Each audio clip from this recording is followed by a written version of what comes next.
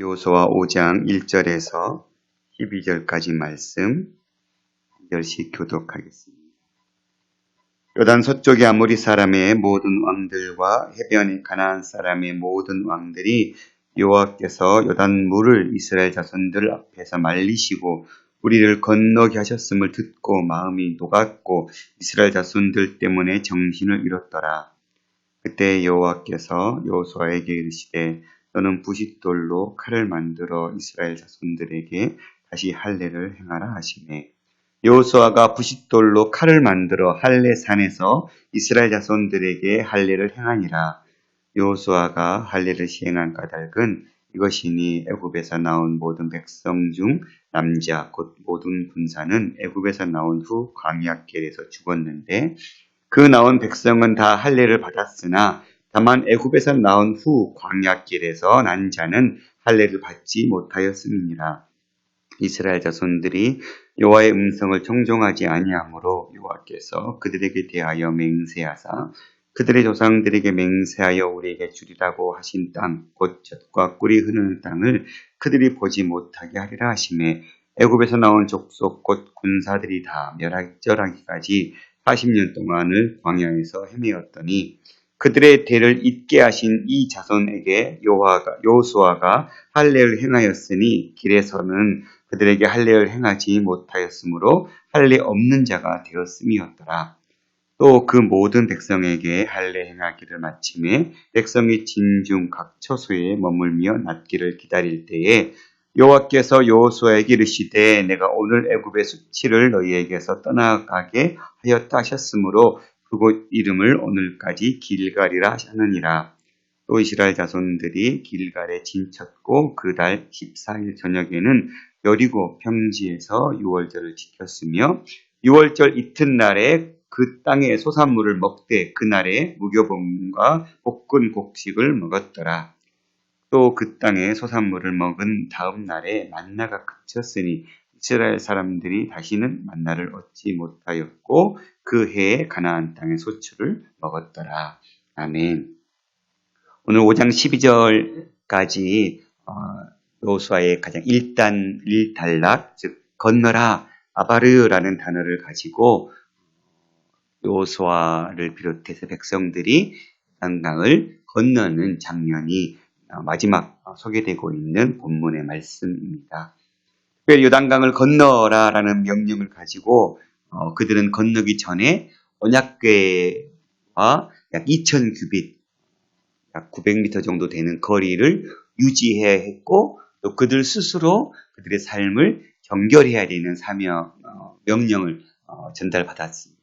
그리고는 그들이 이제 제사장들이 언약궤를 메고 요단강의 물에 그렇게 그 당시 헐몬산에서 녹았던 물 그리고 3, 4월에 내리는 늦은 비에 그 쏟아지는 비 그래서 보통은 평상시에 요단강의 강폭이 30m 정도 됐다고 하면 고고학자들은 그 당시에 최소 200에서 1km까지도 보는 학자들이 있었거든요. 그렇게 불어난 강을 건너는 것은 쉽지 않은 상황에서 제사장들은 하나님께서 명령하신 그 말씀에 순종하는 그 믿음을 가지고 그들은 언약궤를 들고 어깨에 메고 요단강에 발을 내딛었고 결국은 그 내딛는 그 믿음의 행위를 통해서 하나님은 요단강물을 마르게 하셨고 마른 그 강물을 백성들은 건널 때까지 제사장들은 계속 언약궤를 들고 서 있었지. 그리고는 하나님께서 또 명령하신 것은 각 지파에게 12돌을 어깨에 메고 요단 강물에 있는 돌을 취해서 길갈에 세우라라는 명령을 하달하셨고 아마 어깨에 맬 정도의 돌이니까 그렇게 큰 돌은 아니었던 것 같아요. 그러나 그 돌을 그렇게 12돌을 취하고 세웠을 때 너희들의 후세 자녀들이 묻거든 하나님께서 너희 아비 때에 이 요단강을 마르게 하셨고 건너게 하시는 그런 기적을 베풀었다라고 설명해라. 그 이후에 오늘 두 가지 할례를 행하는 장면과 유월절을 지키는, 이제는 요단강을 건넌 후에 행해지는 하나님의 명령의 말씀이 주어지고 있는 본문의 말씀입니다. 특별히 1절은 요단강을 건넌 그 사건에 대한 결론 부분의 말씀인 것 같습니다. 요단 서쪽의 아모리 사람의 모든 왕들과 해변의 가나안 사람의 모든 왕들, 이 두 지파는 전체 서쪽 지파를 대표하는, 그러니까 이 두 지파만이 간담이 선언했던 것이 아니라 서쪽의 모든 지파들이 이 마음이었다라는 것이죠. 혼비백산된 상태. 당시 고대 근동의 신의 관점은 크게 두 가지였어요. 지역신, 즉 그 지역만을 관장하는 신. 그 지역을 벗어나면 그 신은 아무런 힘이 없는 거예요. 그렇게 각 지역을 감당하는 지역신의 신앙이었거든요. 그런데 지금 하나님은 애굽에서부터 빠져나와서 광야를 거쳐서 요단 동편에 이르렀고 이제 서편에 이르기까지 하나님의 신이 운행하고 있는, 움직이고 있는, 움직이는 신은 여호와 하나님만이 유리했던 신앙 관점이었거든요. 하나님은 난 어떠한 땅에 매이는 신이 아니다. 그 땅만 주관하는 신이 아니라 나는 천지 만물을 다스리는 하나님이심을 하나님은 드러내신 것입니다. 또한 당시의 신앙 관점은 특정 요구에 관련된 신들이었죠. 풍요의 신 바알, 이렇게 어떤 특정 목적을 위해서 그 목적을 달성시키기 위해서 사람들은 신을 만들어냈고 이 신이 바로 우리에게 이 목적을 가져다 주는 신이다. 그렇게 섬겼던 그 지역 신의 개념, 그 어떤 특정 요구에 대한 신의 개념, 들의 모든 그런 관점들을 하나님은 무너뜨리십니다. 우리가 기생 라합이 여호수아 2장에서 가나안 땅에 이르기까지 요단 동편에 이르러서 너희가 정탐하는 이 과정까지 우리는 위로는 하늘에 아래로는 땅에 여호와 같은 하나님이 없다라는 것을 알고 있다. 그래서 우리는 간담이 서늘하게 녹아버렸다. 이런 표현들을 썼지. 이미 가나안 백성, 이스라엘 백성들이 가나안 땅을 향해서 가는 그 과정 속에 가나안의 족속들은 여호와 하나님의 그 능력의 손길들을 듣고 이미 간담이 서늘했던 상태. 거기에다가 요단강까지 건너게 하셨다는 소식을 듣고 그들은 마음이 녹았고 정신을 잃어버린 상태. 그러니까 하나님께서 이미 여호수아를 이끌고 하나님께서 강하고 담대하라 여호수아에게 말씀해 주셨고 내가 너를 향해서 싸울 거다. 내가 너를 오늘 요단강을 건너기 직전에 하나님께서 내가 너의 이름을 크게 높여줄 거다. 그리고 백성들이 모세를 그렇게 추종했던 것처럼 너를 그렇게 따르도록 내가 만들 거다. 이렇게 약속하셨는데 이미 하나님은 이스라엘 백성들이 들어가야 될 그 땅을 작업하고 계셨다. 그러니까 여호수아에서 등장하는 전쟁은 그저 육적인 전쟁이 아니라 영적 전쟁이었고 그 영적 전쟁의 가장 핵심은 하나님을 신뢰하느냐, 믿고 따르느냐, 따르지 않느냐, 하나님 말씀에 순종하느냐, 순종하지 않느냐의 문제였었죠. 오늘 두 할례를 행하는 것과 유월절을 행하는 것도 결국은 순종의 태도였거든요. 오늘 부싯돌로 칼을 만들어서 할례를 행하라는 명령을 내리십니다. 할례는 남성의 성기의 표피를 자르는 그리고 약 일주일의 회복의 시간이 필요했던 그런데 그동안 할례를 행하지 못했어요. 어떤 자들이요? 애굽에서 나온 자들은 다 이미 할례를 하고 나왔지만 가나안의 광야에서 태어난 자들은 구름 기둥이 언제 움직일지 모르죠. 긴급한 상황. 하나님께서 그 구름이 움직이면 그들은 얼른 성막을 다시 짐을 싸고 하나님 구름이 움직이는 대로 이동해야 됐던 그 시절에 일주일 자기들을 마음대로 이렇게 있으면서 머물 수 있는 상황들이 아니에요. 그러니 그들은 광야 생활 속에서 할례를 행할 수 있는 상태가 아니었습니다. 특별히 이렇게 하나님께서 할례를 받아야 했던 이유는 이제 이후에 유월절을 지키게 하시잖아요. 그 유월절을 지키기 위해서는 반드시 할례가 먼저 선행되어야 되기 때문에 그랬던 것 같습니다.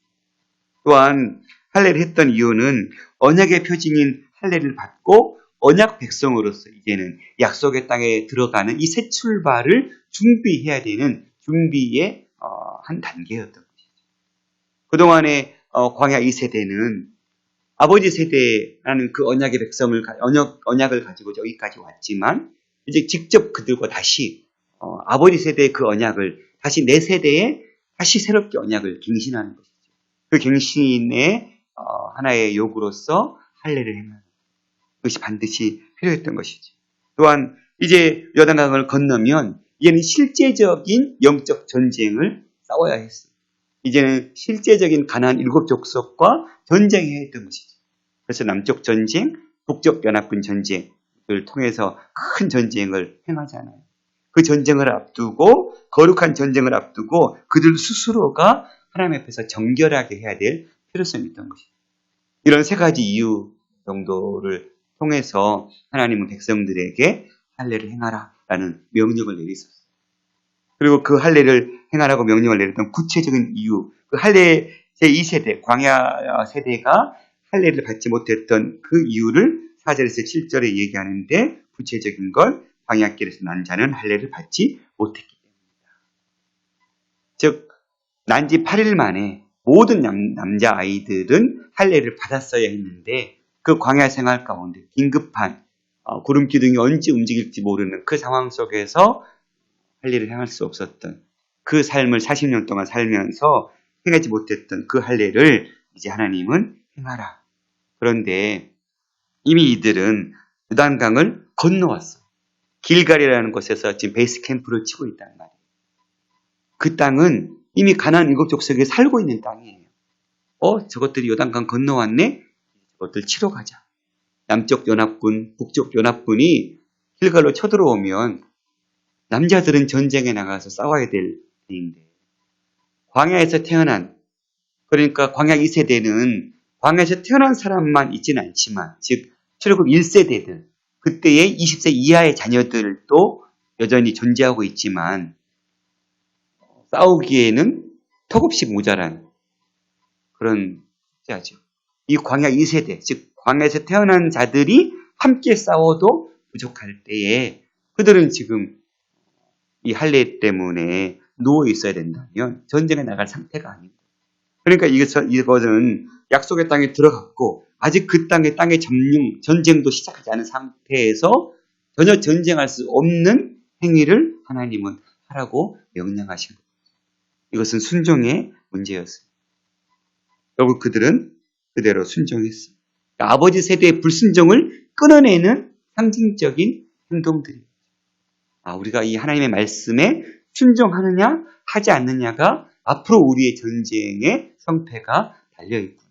우리의 삶의 크고 작은 문제 가운데 하나님의 말씀을 순종하느냐 순종하느냐 하냐에 따라서 우리의 삶의 문제가 달려있구나. 이것을 그들은 계속해서 지금 하나님으로부터 교육받고 있습니다. 결국은 그렇게 순종했고 애굽의 수치를 내가 너희에게서 떠나가게 했다 했으므로 그곳 이름을 오늘까지 길갈. 어제 주일 말씀의 목사님께서 애굽의 수치는 두 가지를 의미한다고 설명해 주셨어요. 애굽의 삶 속에 그 30년 동안 행했던 그 노예의 삶을 털어내는, 그렇게 그 애굽의 식생활 속에서 하나님의 백성으로서의 삶이 아닌 애굽의 노예로서의 그 수치스러운 삶을 다 털어내는, 또한 애굽인들이 이스라엘 백성들을 비방하고 저주했던 그 모든 수치를 털어내는 이 두 가지 큰 의미를 벗어내는 이 길갈이라는 말이 구르다, 회전하다 이런 단어거든요. 그러니까 굴러내버리는, 그러니까 그 수치와 그 모든 치욕을 다 씻어내버리고 다 우리의 삶 가운데 떠나가도록 보내버리는 이 행위. 다시금 이 언약의 할례 행위를 통해서 우리 삶 가운데 그렇게 수치스러운 일들, 하나님과의 단절됐던 그 삶의 모든 연약한 부분들은 다 벗어내버리고 이제는 하나님을 우리의 삶의 주인으로 모시고 이제는 그 하나님과 매의 삶 속에 동행하면서 하나님과 함께 행하는 삶을 살겠다 결단하는 행위임을 하나님은 말씀해 주신 것이죠. 우리의 삶 가운데 이러한 거룩한 삶이 지속적으로 회복되어야 될 줄 믿습니다. 항상 우리의 삶은 주의 말씀 안에서 주님과 가까이 하는 삶. 우리는 죽어있는 신을 섬기는 종교가 아니잖아요. 기독교는 여전히 살아계시고 그 살아계신 하나님은 우리와 가장 친밀한 삶을 요구하고 계십니다. 그저 우리는 눈에 보이지는 않지만 우리 삶 가운데 계심을 느낄 수 있고 알 수 있고 깨달을 수 있는 하나님과의 만남이 이루어지는 신앙생활을 하는 종교잖아요. 그때 하나님께서 우리에게 요구하시는 것은 친밀한 만남. 하나님 여전히 우리가 하나님께 찾아오기를 기다리고 계시고 우리와 여전히 하나님은 친밀한 만남 가운데 거하기를 원하시는 하나님. 그렇게 하기 위해서는 우리가 어떤 존재인지 우리는 이제 예수 그리스도의 십자가의 보혈을 말미암아 우리가 어떤 존재로 바뀌어졌는지 그리고 그렇게 새롭게 신분이 바뀐 우리는 어떤 삶을 살아야 되는지 너무 분명하게 주님 말씀을 통해서 우리에게 가르쳐 주셨습니다. 여전히 우리의 삶 가운데 죄에 덕지덕지 붙어있는 삶으로 하나님 앞에 나갈 수 없는 인생이죠. 그래서 우리는 날마다 하나님 앞에 더 가까이 나가기 위해서 우리의 수치를 하나님 예수 그리스도의 보혈의 공로로 씻어내야 되고 다시 툴툴 털고 그 연약함을 가지고 인정하고 다시 우리를 용납해 주시고 용서하시는 그 십자가 앞에 나아가서 계속해서 더 하나님이 원하시는 그 거룩한 삶으로 우리의 삶이 세워지는 그런 삶을 살아야 될 것입니다. 두 번째 10절에서는 주님께서 우리가 1월 10일 날 요단강을 건넜고 오늘 그달 14일 저녁에 10일 날 요단강 건넜고 그리고 건너자마자 할례를 행하라고 명령하셨으니까 아직 한참 할례를 받은 남성들은 고통 가운데 있는 그 시간 속에서 하나님은 또다시 두 번째 명령을 내리셨습니다. 그달 14일 저녁에 여리고 평지에서 유월절을 지키라. 그들은 유월절을 지켰던 것이죠. 그리고는 그렇게 유월절을 지켰던 것은 마치 광야 1세대들이 출애굽했어요. 그렇게 눈앞에서 모든 애굽의 백성들은 다 죽어나갈 때, 그 첫 짐승들과 아들들이 다 죽어나갈 때 우리의 가정에는 다 넘어갔던 그것을 기념했던 세대처럼 하나님께서 우리 가운데 이렇게 늘 함께 하심을 기억하고 그들은 유월절을 지켰겠죠. 그리고는 그 유월절 지키고 그 이튿날 즉 1월 14일에 유월절을 지키고 15일부터 7일 동안 무교절의 절기가 이제 이루어지는데 그 이튿날 그 땅의 소산물 무교본과 함께 볶은 곡식 먹었다고 그랬는데 이때가 보리추수였으니까 아마 그 보리를 볶은 음식이 아니었을까. 그 땅의 소산물 즉 보리 밀과 보리가 당시의 주산물이었으니까 그 소산물을 먹었을 때 그동안 하나님께서 40년 동안 임시로 내리셨던 광야 삶 가운데 너희들이 발이 부르텄냐 의복이 헤어졌냐 라고 물으셨던 것처럼 하나님께서 그렇게 공급해 주셨던 그 일시적인 양식이 끊어지고 이제는 약속의 땅에서 주시는 그 땅에서 이제는 나는 소산물을 먹게 되었고 결국은 그로 인해서 가나안 땅의 소출을 먹었고 다시는 만나를 얻지 못했다.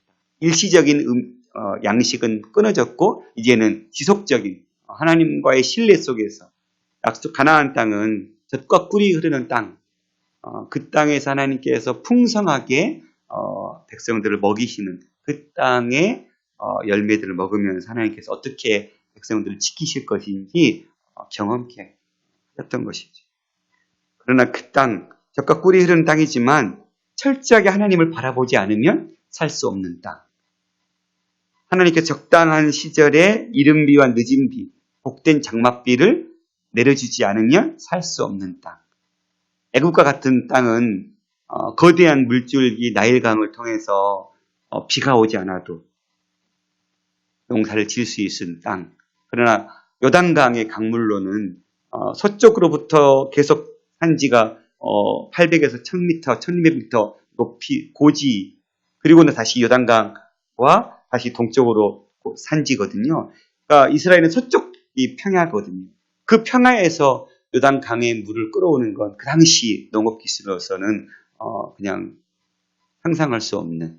그러니까 요단강의 강은 실제적으로 농사 용수로 쓰기에는 부족했던 강. 그러니까 하나님께서 때에 따라 비를 내려주지 않으면 농사 짓기에는 힘들었던 땅. 그러니까 하나님만 철저하게 바라보는 땅이어야만 하나님 그 땅이 젖과 꿀이 흐르는 땅이었어요. 하나님 철저하게 이스라엘 백성들을 그 가나안 땅, 하나님을 너희들이 바라보면 풍족함을 맛보고 살고 의지하지 않고 바라보지 않고 그 땅 백성과 섞여서 살고 적당히 하나님과 썩어질 우상을 섬기면 철저하게 그 땅의 가나안 땅의 풍요를 맛보지 못하는 삶을 살 수밖에 없는 그 땅에 하나님은 보내신 이 음식을 먹으면서 우리가 이 가나안 땅의 이 소출을 먹기 위해서는 우리가 이렇게 하나님 앞에 말씀을 지키고 그 말씀대로 행했던 것처럼 우리 평생의 삶이 이렇게 하나님의 말씀에 순종한 삶을 살면 이 축복이 우리에게 주어지는 것이고 이 삶을 놓치면 우리에게 또다시 애굽의 삶을 살아야 하는 그런 고통이 올 것이다. 아마 이것을 뼈저리게 그들은 처음부터 배웠어야 했을 것 같습니다. 사랑하는 성도 여러분, 오늘날도 마찬가지일 줄 믿습니다. 우리는 천지 만물을 주관하시는 하나님을 믿는 하나님의 자녀로서 우리가 그 하나님을 신뢰하고 그 하나님의 말씀을 순종하고 지키며 살아가고 있느냐? 아니면 그 하나님과는 전혀 무관한 삶을 살고 있느냐? 입술의 고백으로는 하나님 우리의 삶의 주인이라고 고백하지만 진짜 하나님 내 삶의 주인의 자리에 우리가 모시고 살아가고 있는가? 그 주인이 말씀해 주시고 원하는 대로 우리의 삶을 세우고 있는가? 그리할 때 우리의 삶에는 축복이 보장되겠지만 입술의 고백으로는 하나님이 주인인 것처럼 고백하지만 정작 삶 속에서는 내 뜻대로 살고 있다면 우리는 내가 내 삶의 주인임을 드러내는 삶을 살고 있을 것 뿐이죠. 그 삶은 하나님 앞에 이 축복을 맛보지 못할 삶인 것입니다. 신앙은 그냥 입술의 고백으로 드려지는 것이 신앙이 아닌 것 같아요. 삶으로 그 고백했던 삶을 살아내느냐, 살아내지 못하느냐가 신앙의 성패를 좌지우지할 것 같습니다. 오늘 우리에게 주님 주신 말씀, 그 말씀을 배우고 배운 만큼 그 말씀을 우리의 삶 가운데 실천하면서 살아가고 있는가? 그것이 하나님께서 이 시대에 우리에게 요구하시는 하나님 자녀로서의 삶일 줄 믿습니다. 오늘 또 주님 주신 말씀 붙들고 힘들지만 원수를 사랑하는 것, 오리를 가자 할 때 심리를 거는 것, 그거는 하나님 앞 자녀라면 반드시 순종해야 될 삶이죠. 제자도의 삶. 제자의 삶은 그냥 되는 거 아닌 것 같아요. 가슴을 치고 눈물을 쏟으면서 걷지 않으면 걸을 수 없는 삶인 것 같습니다. 고통스럽지만 힘들지만 쉽지 않은 삶이지만 그 삶을 살아낼 때 그리스도인들의 삶을 통해 하나님이 드러나시고 오늘 가나안의 족속들이 하나님 앞에 간담이 녹았고 정신을 혼비백산했던 것처럼 이 시대에 우리 그리스도인들이 하나님의 말씀 붙들고 살아갈 때 그들이 하나님의 살아계심을 보게 될 줄 믿습니다. 이 시대에 가나안 백성들이 이스라엘 백성들을 통해서 하나님의 살아계심을 봤던 것처럼 이 시대의 그리스도인들의 삶을 통해서 이 시대에 하나님이 살아계심을 드러내는 저와 여러분의 삶이 될 수 있기를 간절히 소망합니다. 기도하겠습니다. 살아계신 아버지 하나님 감사합니다. 약속의 땅에 들어가기 전부터 또 들어간 이후에 주님은 계속해서 백성들에게 하나님 말씀에 순종할 것인지 순종하지 않을 것인지를 요구하고 계십니다. 순종하기 어려운 환경과 상황 속에 그 첫 발을 내딛어야 했던 백성들. 그러나 순종의 마음으로 내딛었을 때 하나님의 역사는 시작되었습니다. 오늘 동일하게 이 시대에도 주님은 너가 나를 신뢰하느냐? 너가 내 말을 믿느냐? 그렇다면 상황과 환경이 여전히 너희 눈앞에 놓여져 있다 할지라도 그 환경에 너의 첫 발을 내딛라고 말씀하고 있는 하나님인 줄 믿습니다. 환경이 바뀔 때까지, 상황이 바뀔 때까지 주저주저하면서 기다리는 그런 연약함의 모습이 아닌 환경과 상황은 여전히 힘들고 어렵다 할지라도 주님 함께 하시면 넉넉히 이겨낼 수 있고 건너갈 수 있습니다라는 신앙으로 그 믿음의 첫 발을 내릴 수 있는 우리의 삶을 살게 하여 주시옵소서. 이 시대에 우리 그리스도인들이 하나님 말씀대로 살아갈 때에 믿지 않은 많은 자들이 이 살아계신 하나님의 역사를 보게 하여 주시고 그들의 마음이 높고 정신을 잃어서 우리가 이 시대에 이 하나님을 믿어야 하구나 깨달을 수 있는 그런 빛과 소금의 역할을 감당하는 삶을 우리 개인의 삶, 가정의 삶, 교회 공동체의 삶을 통해서 드러낼 수 있도록 은혜 베풀어 주시옵소서. 오늘 또 주 앞에 들고 나온 수많은 기도 제목들을 응답해 주시고 하나님 앞에 아래일 때에 세미한 음성으로 찾아와 주시는 주님을 만나는 귀한 시간 되게 하여 주시옵소서. 모든 말씀 우리 주 예수 그리스도 이름으로 기도드렸습니다. 아멘.